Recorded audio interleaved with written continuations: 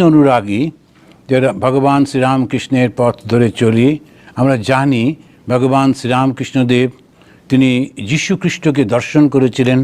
শুধু তাই না, যীশুখ্রিস্ট এসে তাঁর পবিত্র শরীরে মিলিত হয়ে গিয়েছিলেন সেই দক্ষিণেশ্বরে গঙ্গার তীরে। তো আজকে রবিবারের সকালে আমাদের বেদান্ত সোসাইটিতে আমরা এই আলোচনা করেছি। এখন আমরা কথামৃত পাঠ করব। আর কথামৃত পাঠের মধ্যে আমরা প্রথম যেমন করি, আসুন আমরা ঠাকুরের ওই প্রণাম মন্ত্রটা উচ্চারণ করব। আপনারা আমার সঙ্গে সঙ্গে করুন। তব কথামৃতম তপ্ত জীবনম কবিভিরীড়িতম